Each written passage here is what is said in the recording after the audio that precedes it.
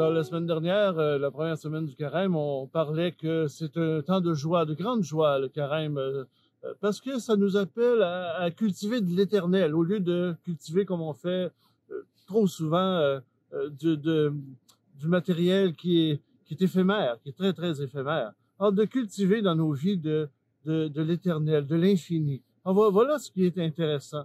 Aujourd'hui, dans sa parole, le Seigneur amène, on voit la transfiguration. Jésus qui est transfiguré devant ses apôtres. C'est-à-dire qu'il veut montrer toute sa gloire, sa relation avec son Père. Et comment cette relation, elle est éternelle. Hein? Alors, le Seigneur jamais il va cultiver du fini, du temporel, de l'éphémère. Toujours le Seigneur cultive de l'éternel. On peut se demander des fois, ouais, mais comment est-ce qu'on fait ça, cultiver de l'infini, de l'éternel? Ben, c'est une question d'investir au niveau du cœur, de s'investir au niveau du cœur. Alors, le Seigneur dira dans sa parole, un simple verre d'eau donné par amour mérite sa récompense. Alors, un simple verre d'eau. Alors, si tu donnes un verre d'eau par amour, si tu vas donner du sang par amour, si tu donnes de ton temps par amour, là, ça a une résonance infinie, une résonance éternelle. Et c'est ça, cultiver de l'éternel. C'est donner de toi-même par amour.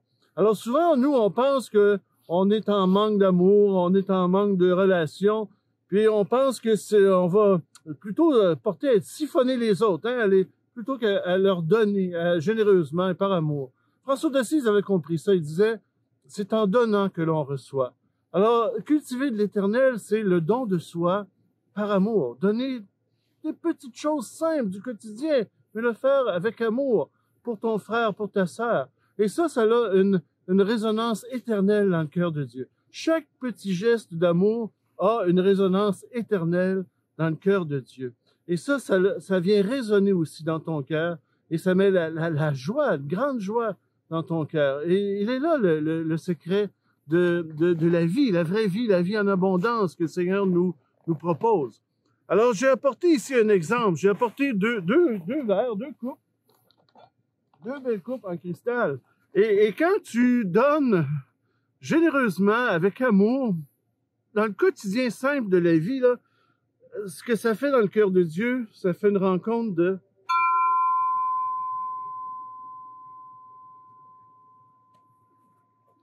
Voilà la résonance que ça fait dans le cœur de Dieu. Moi, quand même, je m'achèterais une voiture neuve ou n'importe quoi, un beau vêtement, c'est correct, là. Mais ça résonne pas dans le cœur de Dieu, ça. Mais ce qui résonne dans le cœur de Dieu, c'est quand j'ai une attention particulière à mon frère, à ma sœur, quand je peux les aider, quand je peux donner généreusement. Petite chose simple, mais ça résonne. Un simple verre d'eau donné par amour, ça résonne, une résonance éternelle dans le cœur de Dieu.